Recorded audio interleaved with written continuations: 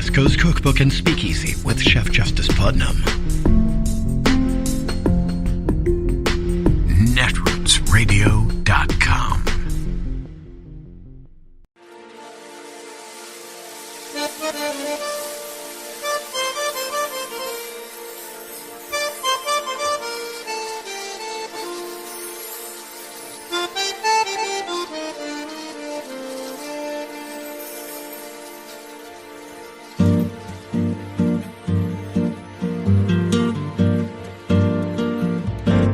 Je voudrais du soleil vert, des dentelles et des théères, des photos de bord de mer, dans mon jardin d'hiver.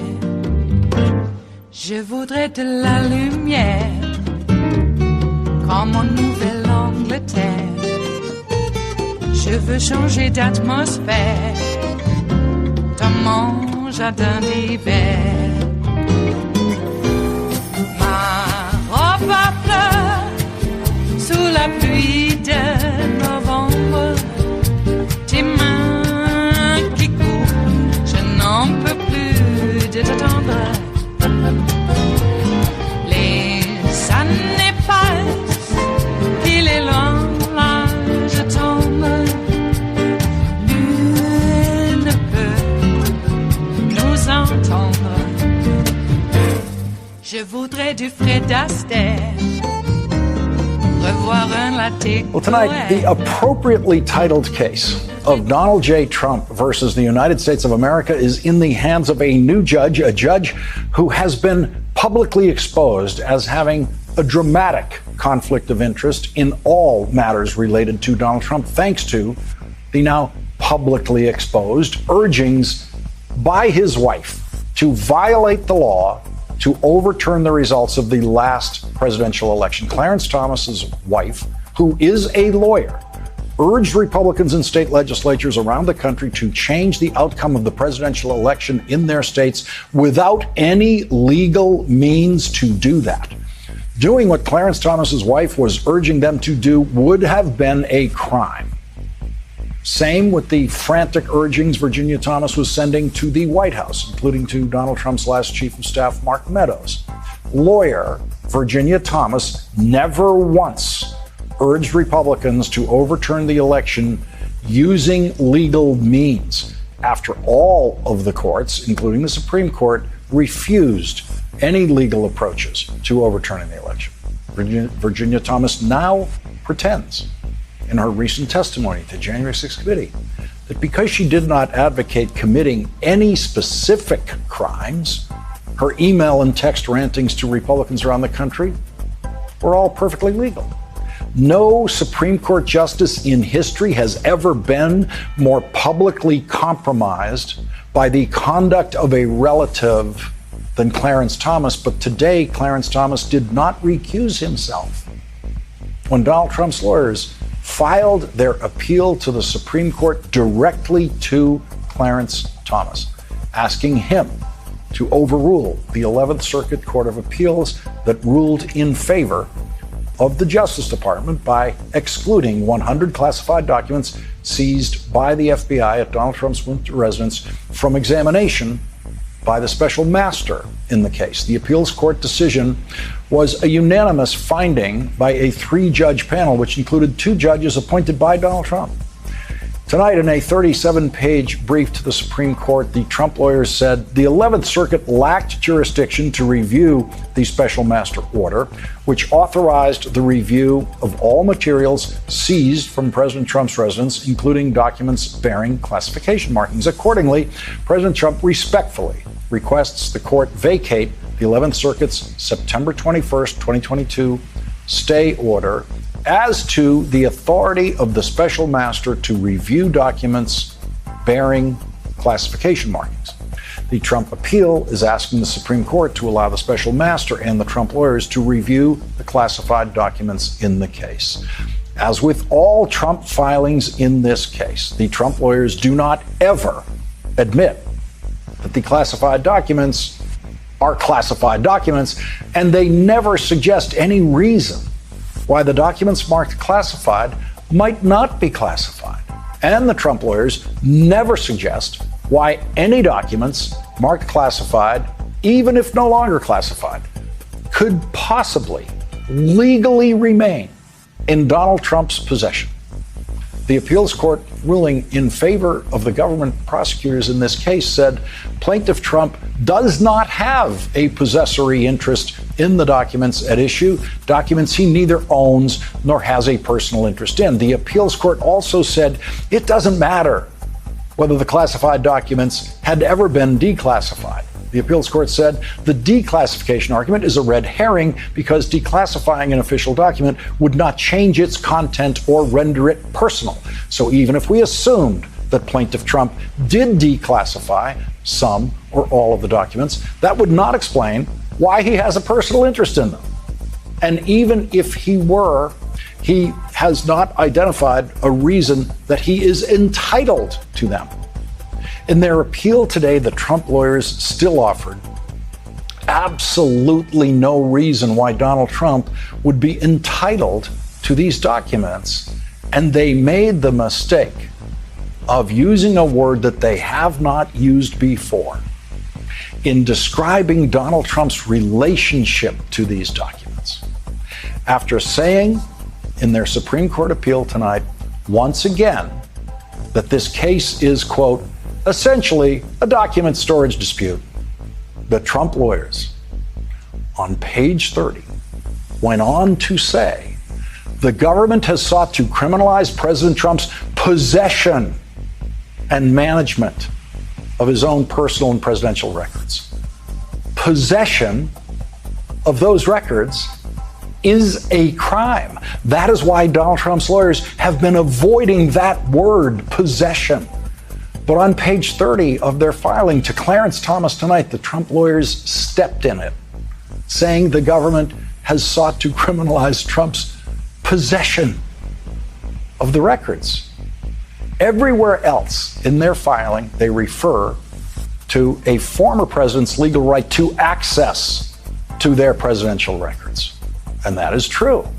The law requires that those records be in the government possession while former presidents have access to them. Former presidents are allowed to look at them, and if they follow correct procedure, after they've looked at them, they then immediately have to hand them right back to the owner of the documents, which is, of course, the federal government. In every filing the Trump lawyers have made in this case, they have been trying to suggest that possession of the documents by the former president is perfectly legal without ever using the word possession. But tonight they did.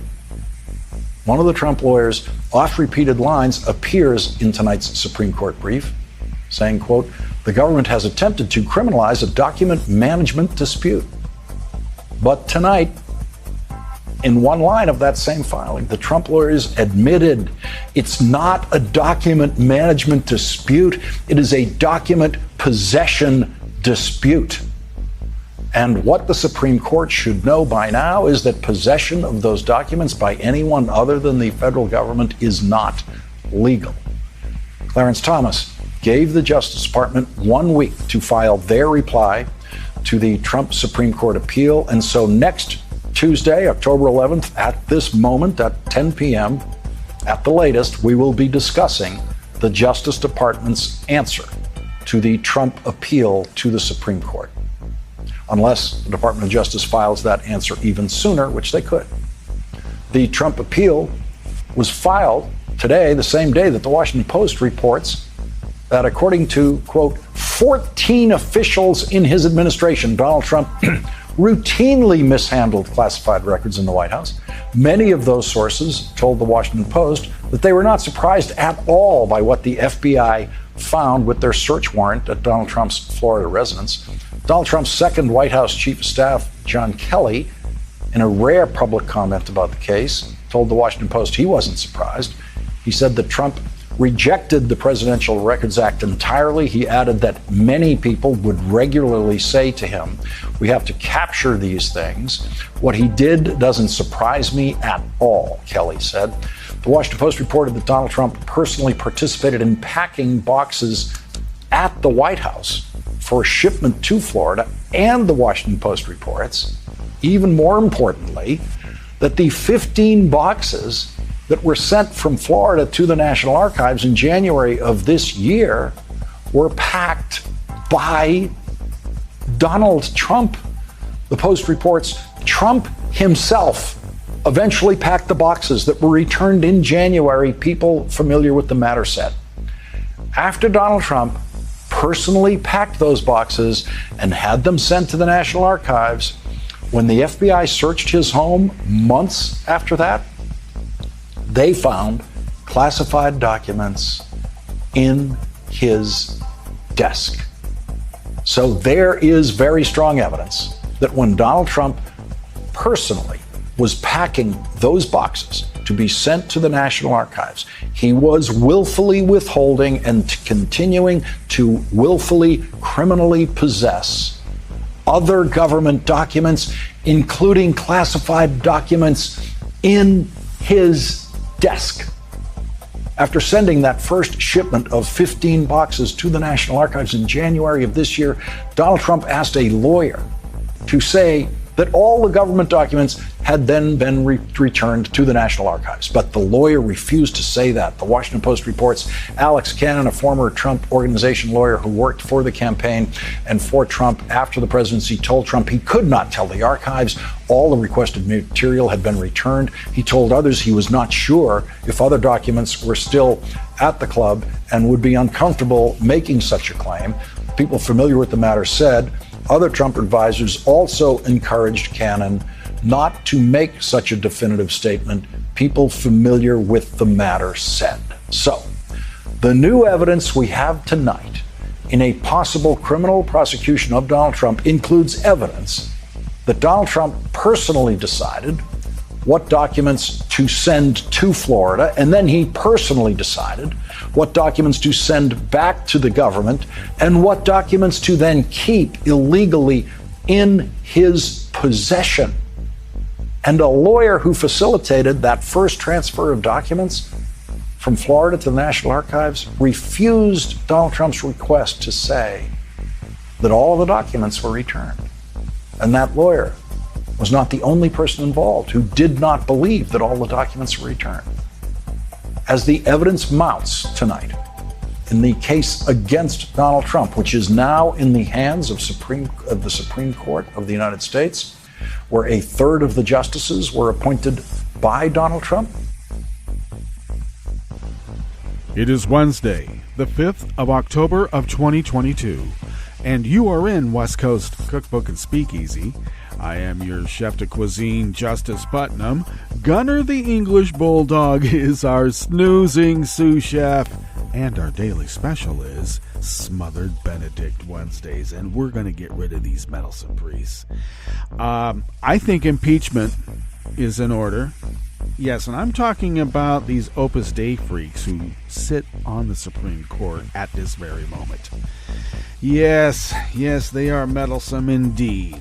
Are they not? Who knew?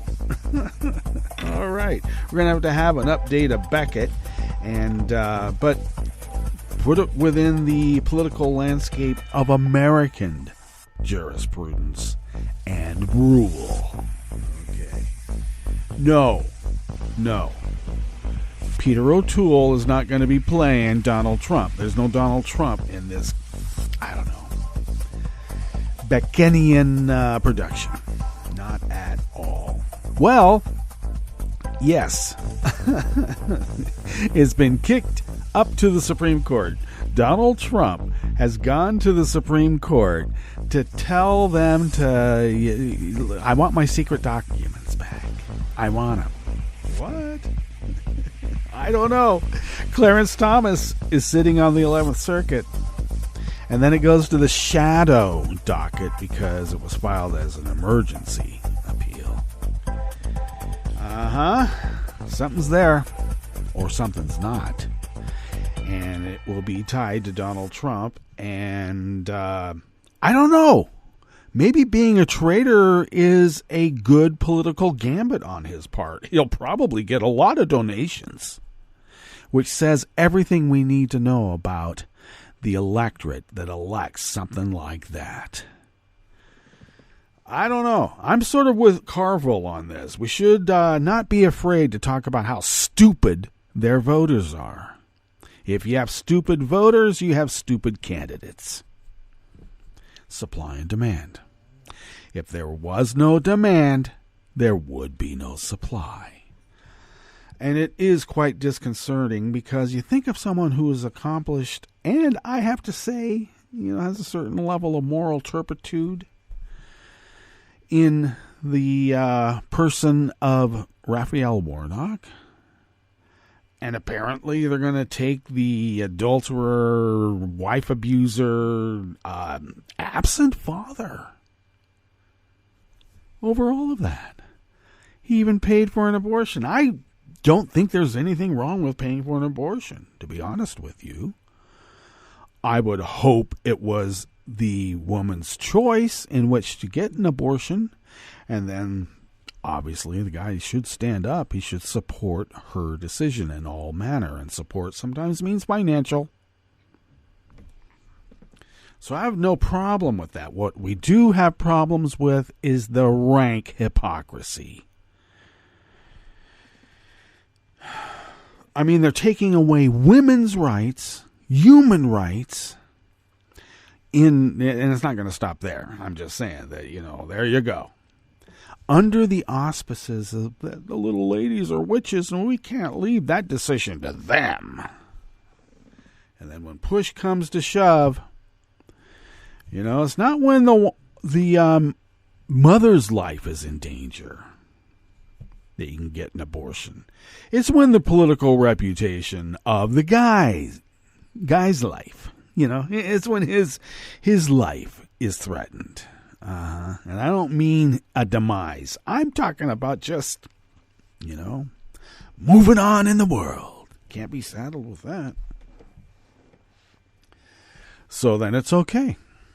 But of course, I have to tell you, and I mentioned this on social media. You saw it. Maybe. But I bet that every single anti-abortion preacher has paid for an abortion when he got a congregant pregnant. Every single one. I bet you. At least one. Okay. And that's what we mean by rank hypocrisy. Now, one doesn't have to give up their faith in the Lord. Gosh, I wish we could get rid of this, I don't know, this whole thing about royalty and God and all that stuff. Maybe we could have a different construct. Could we have a democratic God? Could we have a heaven that's ruled by democracy? I don't think so. Because God is just putting order to the chaos in the universe around us so that we can pretend that there's some guiding hand in all this chaos. Because look at us. Yeah. You step back and you can't tell one individual organism from another. It looks like one big mass. And if you step back a little bit further, you can't even tell a mass of life is there. And if you do, you think, my God, look at all those mistakes that they're making.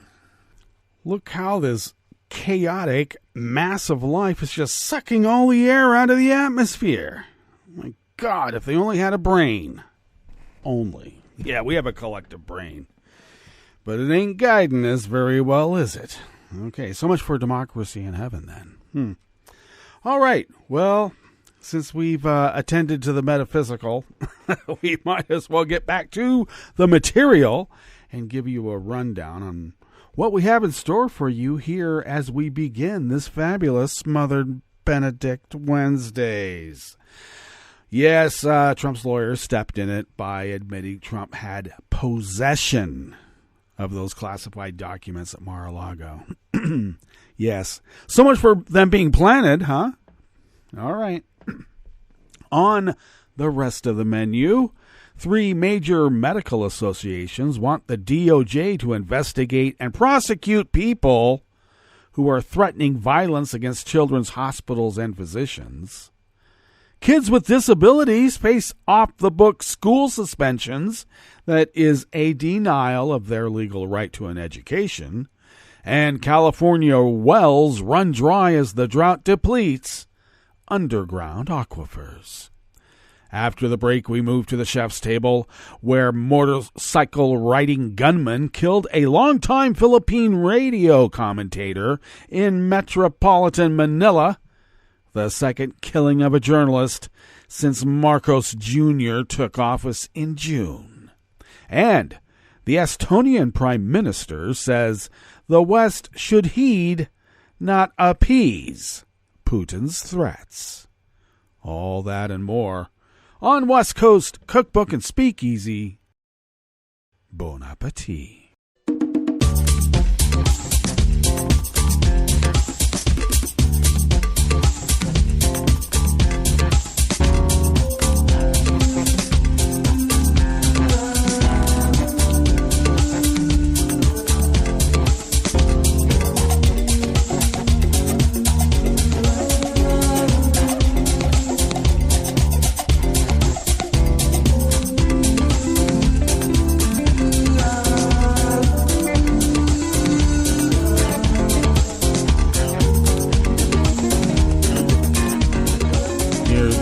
Of our homepage at netrootsradio.com. To the right of the page is the chat room link, and the chat room is monitored by Kelly Lincoln. Thank you, Kelly.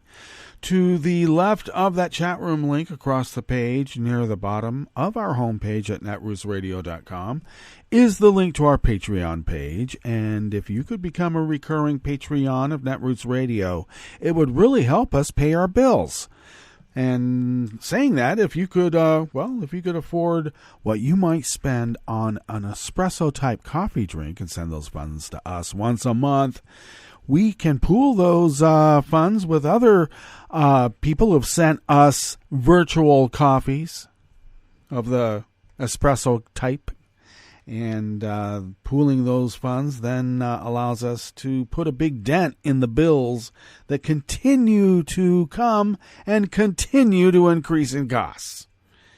I guess that's the way of the world, and we're living in it. So thank you for your generosity. It has really helped. If you would like to follow Netroots Radio on Twitter, do so at Netroots Radio. Tom takes care of that. Thanks, Tom. Follow me on Twitter at Justice Putnam. I post the show notes and links diary on Daily Co's 10 minutes before showtime. And you can find those show notes and links if you go to my Twitter feed and see all the other weird things that might arise there. Follow the show on Twitter at Cookbook West and pick up podcasts by way of Spreaker, Stitcher, TuneIn, iHeart, YouTube, iTunes, etc., etc., etc. And you can also pick up the deep archive of the West Coast Cookbook and Speakeasy, but also the whole Netroots Radio Deep Archive, the library, at the Internet Archive for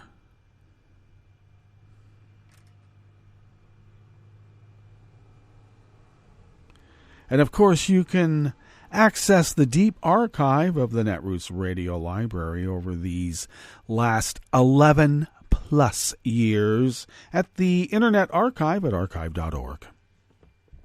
There, I got it out. Okay, this first offering here in the Bistro Cafe of West Coast Cookbook and Speakeasy is by staff at the Associated Press.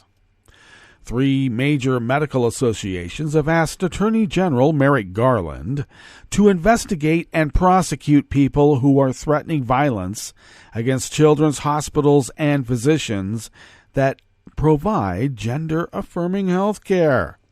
The American Academy of Pediatrics, the American Medical Association, and the Children's Hospital Association wrote to Garland on Monday. Their demands come amid a spate of threats against doctors and institutions that provide medical care for transgender kids, sometimes including hormones or surgery for older teens. Children's hospitals nationwide have substantially increased security and are working with law enforcement, while some providers now need constant security, the association said. Garland did not immediately comment publicly, and a spokesperson person did not immediately respond to an email seeking comment yesterday, Tuesday. Massachusetts U.S. Attorney Rachel Rollins said this summer that the Department of Justice will ensure equal protection of transgender people under the law. Because after all, that's what it means. Due process and equal protection under law for all. For all. Back to the article. Rollins said she would not let hate-based criminal activity continue in her district after Boston Children's Hospital said in August that its doctors and other staffers were being threatened with violence over its surgical program for transgender youths. The hospital is home to the first pediatric and adolescent transgender health program in the United States. Other U.S. children's hospitals were also being harassed online. The medical association said in their letter that the social media threats have continued, coupled with harassing emails, phone calls, and protesters at healthcare sites. I should say they are armed protesters, whatever that means, causing, quote, elevated and justifiable fear among families, patients, and staff, end quote. One hospital's neonatal intensive care unit went on lockdown because of a bomb threat. The American Medical Association and the American Academy of Pediatrics are two of the nation's most influential physician groups, helping shape government policy at the national level and in doctors' offices. The Children's Hospital Association represents more than 220 hospitals serving kids nationwide. The medical associations argue that the attacks are rooted in an intentional campaign of disinformation. While Americans agree that online disinformation is a problem, there is widespread apprehension around federal efforts to monitor domestic online disinformation, with privacy and free speech advocates expressing concerns about the government impinging on free speech rights. Earlier this year, the Department of Homeland Security, for example, launched and then quickly shuttered a disinformation governance board that had been intended to counter falsehoods that foreign adversaries, such as Russia, try to pump into the social media feeds of Americans.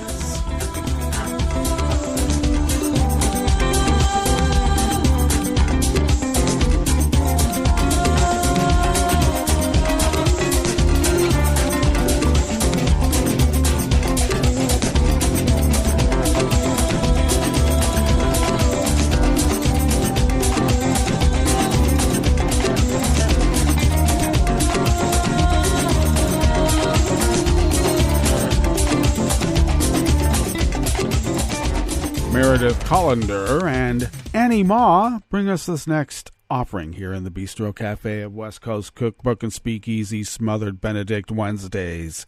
The phone call from her son's school was alarming. The assistant principal told her to come to the school immediately. But when Lisa Manuel arrived at Pioneer Middle School in Plymouth, Michigan, her son was not sick or injured.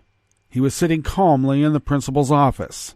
John, who has ADHD and finds it soothing to fidget during class, had been removed from the classroom after he refused to stop using a pair of safety scissors to cut his cuticles. When she asked why he couldn't stay for the rest of the day, Manuel said the school told her they would call Child Protective Services if she did not take him home. The call was just one of a dozen that Manuel received last fall, telling her John could not stay in school because of behaviors she says stemmed from his disability, attention deficit hyperactivity disorder. Many schools have promised to cut down on suspensions since kids can't learn as well when they are not in class, but none of these pickups was ever recorded as suspensions, despite the missed class time.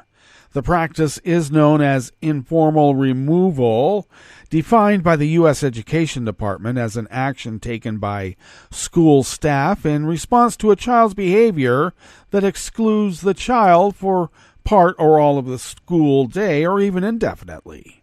Excessive use of informal removals amounts to a form of off-the-books discipline, a de facto denial of education that evades accountability, advocates and legal experts say.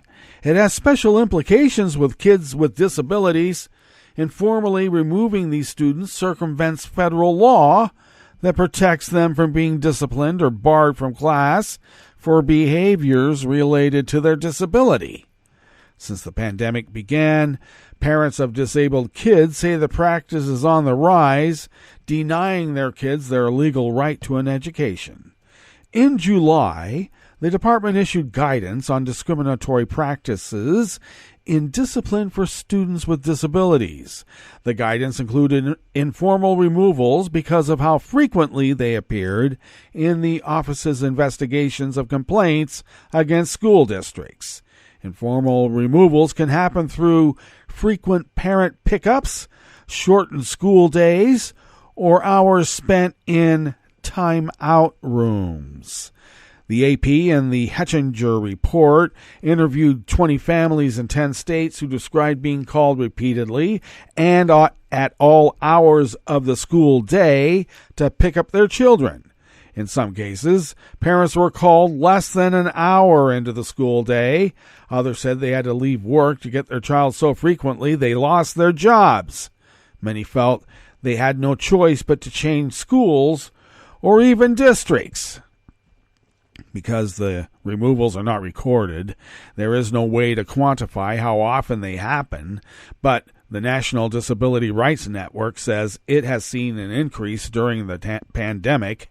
Teacher shortages mean there are fewer staffers available to do evaluations and provide services for disabled students, creating more of an incentive or more of a push for getting kids with behavioral needs out, said Dan Stewart, the organization's managing attorney for education and employment.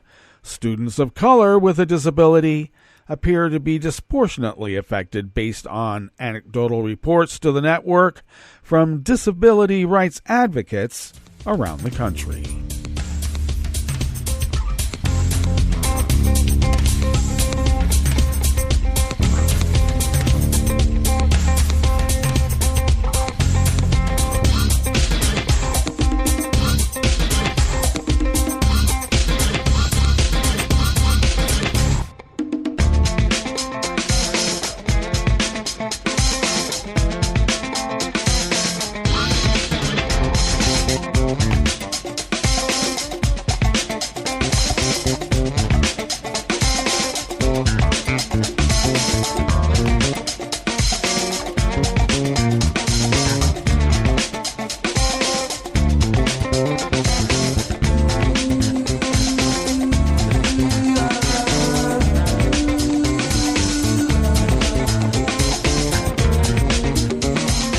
Terry Che of the Associated Press brings us this final offering here in the Bistro Cafe of West Coast Cookbook and Speakeasy.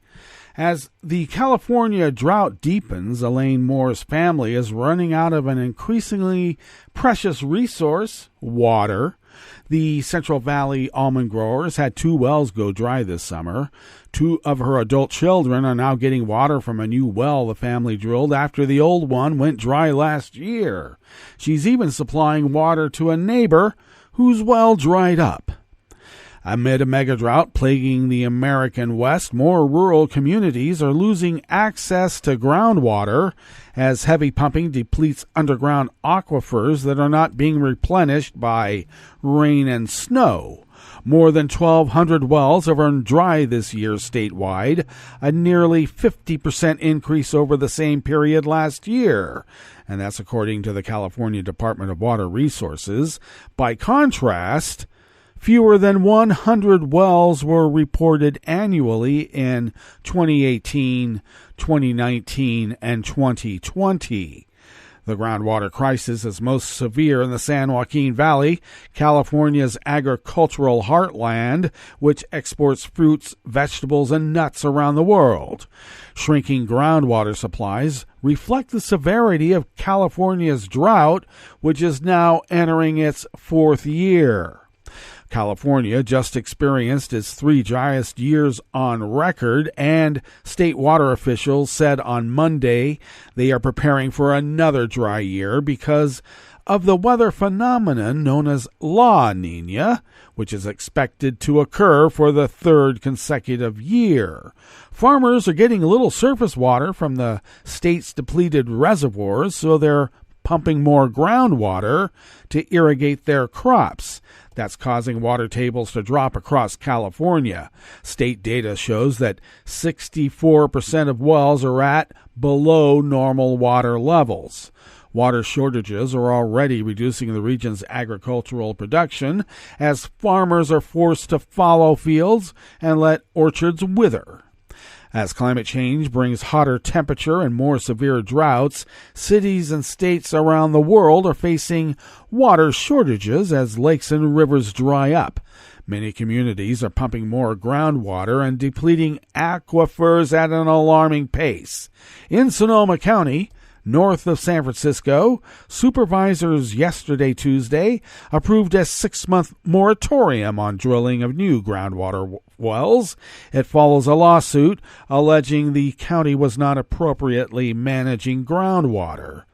In March, Governor Gavin Newsom signed an executive order to slow a frenzy of well drilling over the past few years. The temporary measure prohibits local agencies from issuing permits for new wells that could harm nearby wells or structures. Water experts believe the law will lead to more sustainable groundwater supplies over the next 2 decades, but the road will be bumpy. Indeed.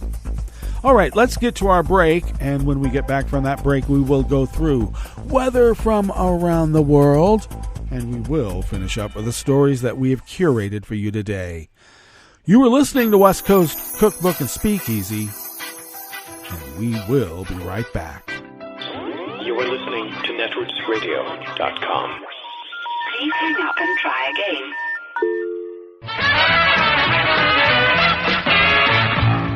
From a point at sea to the circles of your mind, a new force is at work for planetary transformation. New radio for a new Earth.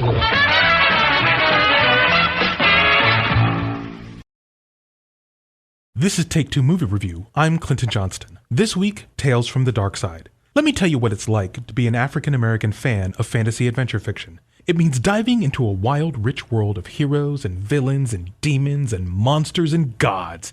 Epic tales that establish archetypes of principles, relations, and behaviors, sparking the magical technicolor of your imagination with the giant thoughts of a culture that is yours only by default. Not by choice, not by invitation, certainly not by welcome. Like somebody left a door open, and you can stand inside from the wildness as long as you don't touch anything. Because all those knights, kings, angels, sons of gods, dead mothers, princesses, they don't look like us. I mean, ain't no black people in Tolkien. Well, no black people. Because all those dark-skinned orcs and goblins and wraths and demons, we know who they're supposed to be. But we push it away because we too want to see the good guys triumph, over evil, against the darkness. And eventually you're going to think, here's Africa. An entire dark continent of countries and cultures and mythoses. Surely someone can dip into that bubbling ebony cauldron and weave for us a spellbinding tale. That's why The Woman King, directed by Gina Prince Blythewood, story by Maria Bello, screenplay by Dana Stevens, 2 white women, thank you very much, and starring and co-produced by Viola Davis, is so important. After I saw it, not only did a young black woman applaud, not only did she dance to the music in her seat, but she left that seat, walked to the front of the theater, and put her hand upon the screen. So much did she want to be a part of what we had just seen. Let's hope she gets to see more. Oh, and boy, do we revere war and hand-to-hand combat. But that's another 2 minutes. This has been Take Two Movie Review. I'm Clinton Johnston. Catch up with us at TakeTwoMovieReview.com and feed us back on our channel on YouTube.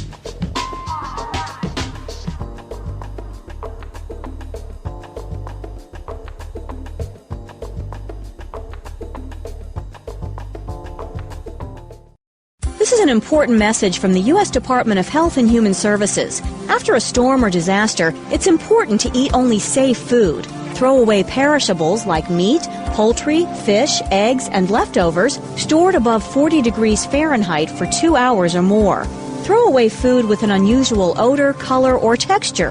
Throw away food that may have come in contact with floodwater, including food in swollen, punctured, and damaged cans. When in doubt, throw it out. This is a message from CDC.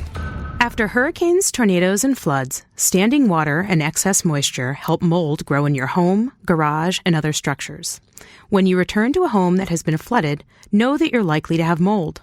Mold puts your family's health at risk.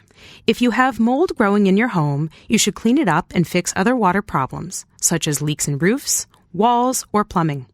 Keep your children and pets out of affected areas until you've cleaned. Control moisture in your home to prevent mold growth. To remove mold growth from hard surfaces, use commercial products, soap and water, or a bleach solution of no more than 1 cup of household laundry bleach in 1 gallon of water. Follow the manufacturer's instructions. Never mix bleach with ammonia or other household cleaners. It will produce dangerous, toxic fumes. Open windows and doors to provide fresh air. For more information, visit cdc.gov or call 1-800-CDC-INFO. 1 in 6 Americans get sick from eating contaminated food each year. Contamination caused by salmonella is especially common. It's sometimes found in poultry, eggs, ground beef, pork, and even peanut butter. To reduce your risk from this and other foodborne germs, remember to clean, separate, cook, and chill. Clean your hands with soap and water. Separate raw meat, poultry, and seafood from other foods. Wash counters, cutting boards, and utensils before and after using them.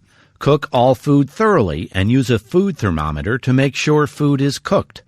Promptly chill meat, poultry, eggs, and other perishables. Finally, don't prepare food for others if you're sick, and be extra careful when you prepare food for children, pregnant women, the elderly, or people in poor health. To learn more about making food safer to eat, visit www.cdc.gov/vital signs. This program is presented by the Centers for Disease Control and Prevention.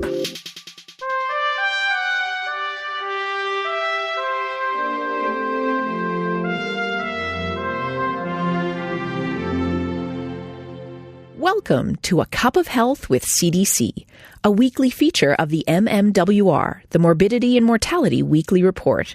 I'm your host, Dr. Kathleen Dooling. From a very young age, we're encouraged to eat fruits and vegetables. Unfortunately, many Americans are not getting the message. Dr. Seung-hee Lee Kwan is with CDC's National Center for Chronic Disease Prevention and Health Promotion. She's joining us today to discuss the importance of eating enough fruits and vegetables. Welcome to the show, Seung-hee. Thank you for having me. Seung-hee, what is the recommended amount of fruits and vegetables? The federal guidelines recommend that adults consume at least 1.5 cups to 2 cups of fruit and 2 to 3 cups of vegetables each day.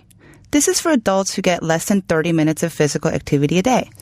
Adults who are more physically active need more calories and thus should be eating more fruits and vegetables. 1 cup is about 12 strawberries or 1 large tomato. How many people consume the recommended amount of fruits and vegetables? We found that very few adults are getting enough fruits and vegetables. Just 12% are eating the recommended amount of fruits, and less than 1 in 10 eat enough vegetables. And consumption is lower among men, young adults, and adults living in poverty. Why is eating a diet rich in fruits and vegetables so important? Eating a diet rich in fruits and vegetables can help with 3 things. 1, it can reduce the risk of many leading causes of illness and deaths, such as heart disease, type 2 diabetes, some cancers, and even obesity. It can also add important nutrients that are commonly missing in Americans' diet. And it can help with weight management if adults consume fruits and vegetables instead of other calorie-dense foods. How can we meet the recommended daily intake of fruits and vegetables?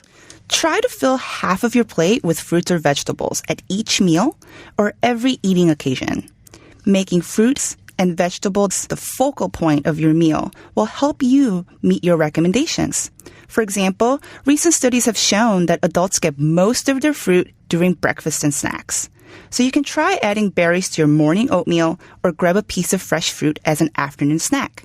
For vegetables, most adults eat them at dinner, so try adding more into your lunch by adding a side salad or packing a snack of baby carrots or grape tomatoes. Are canned or frozen products just as good as fresh? All forms of fruits and vegetables count towards meeting the recommendations. For the most health benefits, make sure that the fruits and vegetables you consume have a limited amount of salt, butter, sugar, or creamy sauces. When selecting canned fruits, choose the ones with lowest sugars. And for canned or frozen vegetables, choose those lower in sodium. Where can listeners get more information about eating a healthy diet? Listeners can go to cdc.gov/nutrition or choosemyplate.gov. Thanks, Seung-hee. I've been talking today with Seung-hee Lee Kwon about the importance of eating a healthy diet. Eating a diet rich in fruits and vegetables can help reduce the risk of many leading causes of illness and death and add important nutrients to your diet. Make sure you're eating enough. Until next time, be well. This is Dr. Kathleen Dooling for A Cup of Health with CDC. For the most accurate health information, visit cdc.gov or call 1-800-CDC-INFO. Hi, I'm Tom Hartman, and since you're listening to netrootsradio.com, show your progressive side and go to the donate button on the bottom of the homepage. It's progressives like you who power Netroots Radio and keep the progressive message beaming everywhere 24 hours a day. Just go to our donate button at the bottom of netrootsradio.com. Thank you for keeping progressive radio at full power.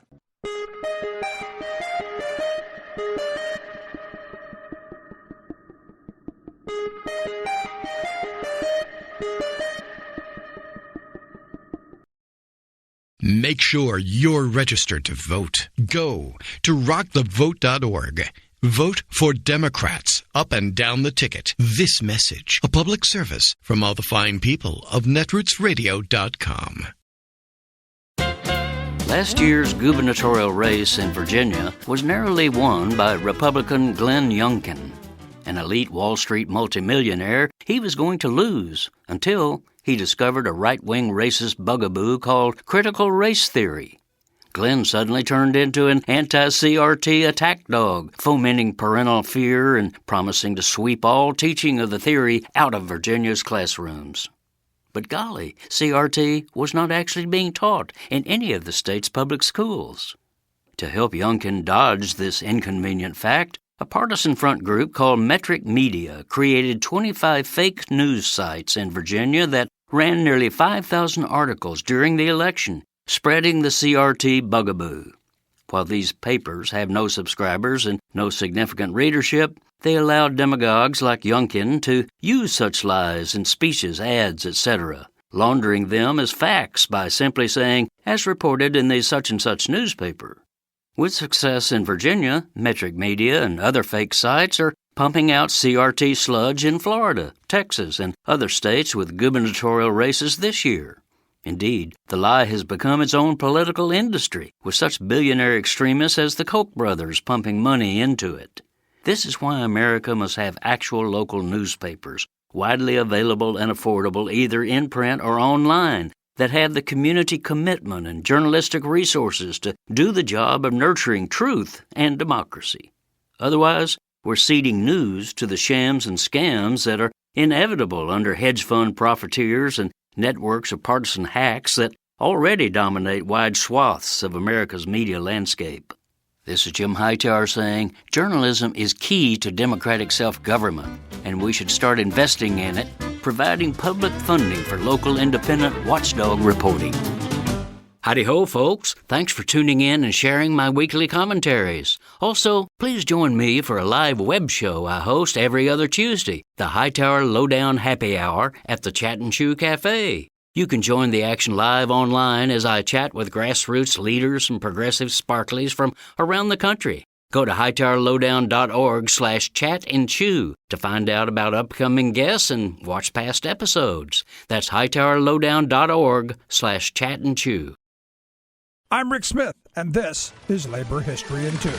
On this day in labor history, the year was 1983. That was the day that Lech Walesa was awarded the Nobel Peace Prize for his work founding the Solidarity Union of Poland. The son of a carpenter, Walesa worked as an electrician in a shipyard. He was fired from his job for working to organize a union. Solidarity grew to include 10 million Poles. In 1981, Walesa was arrested and detained for nearly a year. He did not attend the Nobel Peace Prize ceremony because he feared he would not be allowed back into Poland once he left the country. His wife, Danuta, accepted the prize on his behalf. The speech he sent to the ceremony served as an inspiration to Polish Solidarity members and workers around the world. He wrote, "Let my words convey to you the joy and the never extinguished hope of the millions of my brothers, the millions of working people in factories and offices associated in the union whose very name expresses one of the noblest aspirations of humanity. Today, all of them, like myself, feel greatly honored by the prize.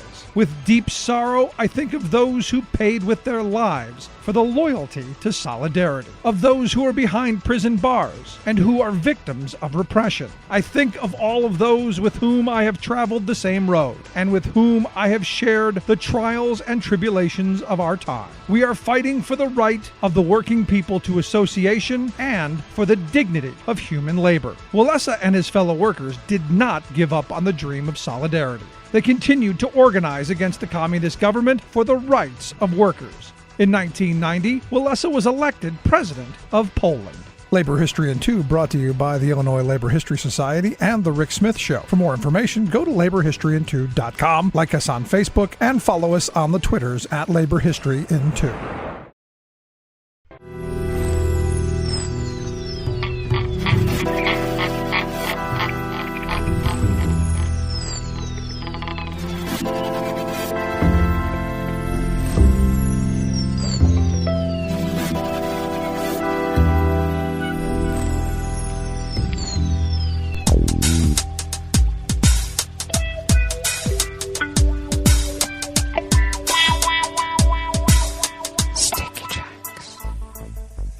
Thank you for accompanying us here to the chef's table at West Coast Cookbook and Speakeasy, Smothered Benedict Wednesdays.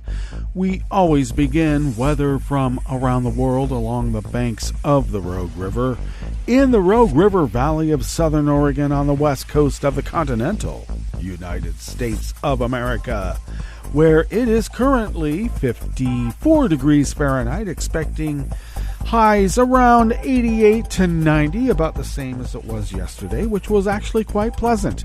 Abundant sunshine throughout the day, winds light and variable. Clear skies overnight with lows in the low to mid-50s, winds light and variable. And then sunny along with a few clouds tomorrow, highs about 90, 91, winds light and variable. Ragweed pollen remains high as the predominant pollen that hurts everybody right outside the window here in Rogue River proper. And the air quality index for the region remains good at 39 parts per million. And that daytime UV index is at a fall or autumn moderate level 4. Barometric pressure is holding steady at 30.1 inches. Visibility is up to 9 miles. And relative humidity is at 97%. Weather from around the world is brought to you by a crowd of crowdsourced weather stations that a crowd crowdsources from around the world, and that's why it's the Weather Underground. London is 61 and partly cloudy. Paris is 70 degrees and mostly cloudy. Rome is 77 and fair. Kyiv is 55 and mostly cloudy. Kabul is 60 degrees and clear. Hong Kong is 82 and fair. Tokyo is 60 degrees with showers in the vicinity.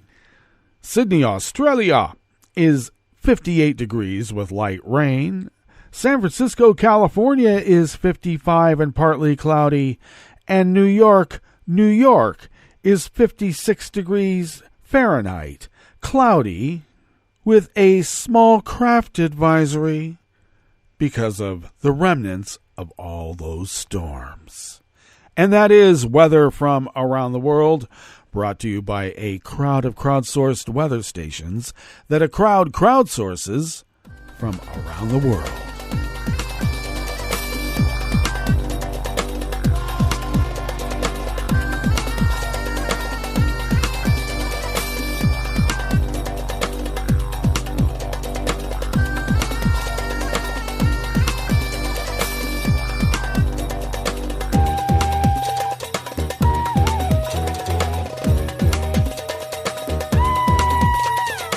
Staff, and who can blame them, at the Associated Press bring us this first amuse-bouche here at the chef's table at West Coast Cookbook and Speakeasy Smothered Benedict Wednesdays.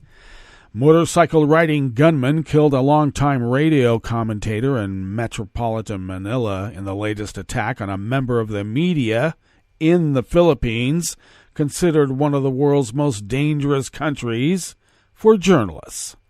Police said Percival Mabasa, age 63, was driving his vehicle Monday night when two men on a motorcycle approached and shot him twice in the head in suburban Las Piñas City. The attackers escaped, and an investigation is underway to identify and locate them, police officials said. They said investigators are trying to determine the motive for the attack. Mabasa, who used the broadcast name Percy Lapid, was critical of former President Rodrigo Duterte, who oversaw a deadly crackdown on illegal drugs, and also his successor, Ferdinand Marcos Jr., the son of a dictator who was ousted in a 1986 pro-democracy uprising. Media watchdogs condemned Mabasa's killing, saying the attack underscores how deadly the Philippines remain for journalists. Amnesty International said the attack bears all the hallmarks of an extrajudicial execution and an attempt to silence voices critical of the government. The victim's family condemned the brutal and brazen killing and demanded that the perpetrators be brought to justice. Mabasa is the second journalist killed under Marcos Jr., who took office in June. Radio broadcaster Ray Blanco was stabbed to death during an altercation last month in Central Negros Oriental province. The suspect immediately surrendered to police.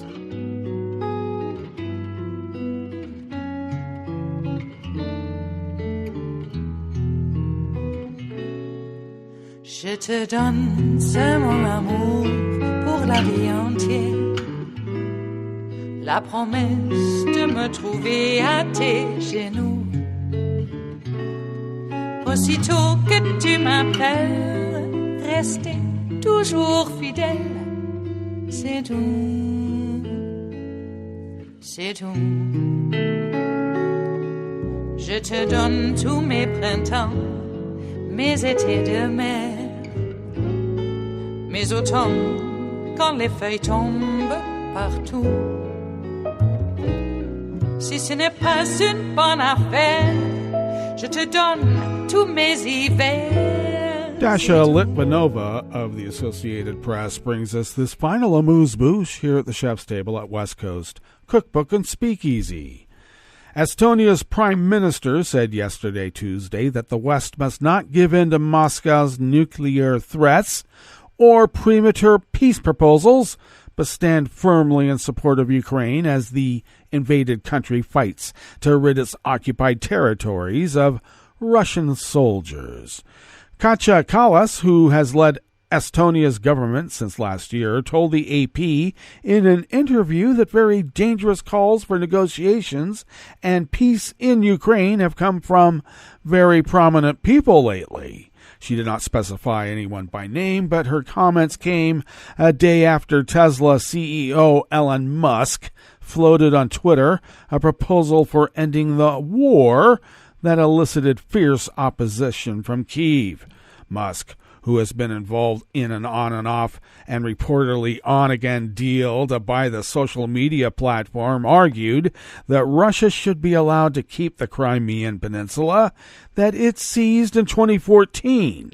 The 4 regions Russia annexed following Kremlin-orchestrated referendums last month should hold repeat votes organized by the United Nations, he said.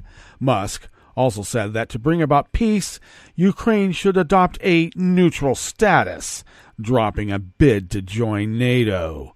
In her interview with the AP, Kallas recalled the Soviet occupation of Estonia, during which a significant portion of the country's political and social elite was imprisoned, deported, and killed. Even if there is peace, it does not mean that the human suffering for those territories will end, Kallas said. Indeed. All right, that brings us to the end of our broadcast period for the day, but you do know Netroots Radio broadcasts on, and we will meet up here tomorrow for Metro Shrimp and Grits Thursdays. So do stay tuned to Netroots Radio all day and all night for all the breaking news as it breaks, and we will meet up here tomorrow, right here in West Coast Cookbook and Speakeasy. Bon appetit.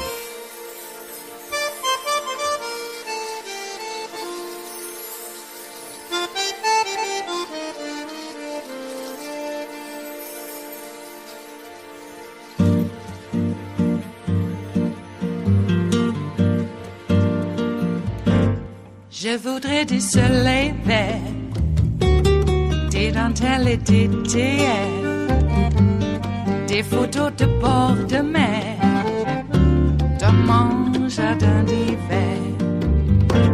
Je voudrais de la lumière, comme en Nouvelle-Angleterre.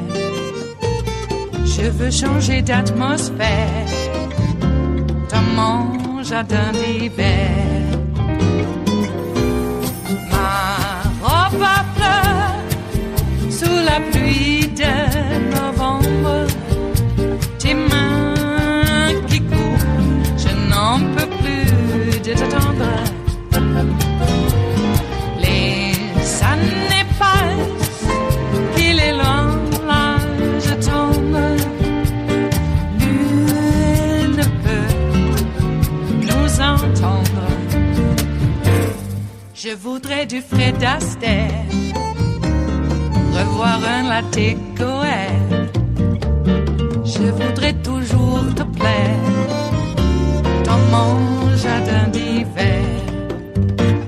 Je veux déjeuner par terre, comme au long de golfe clair, t'embrasser les yeux ouverts dans mon jardin d'hiver.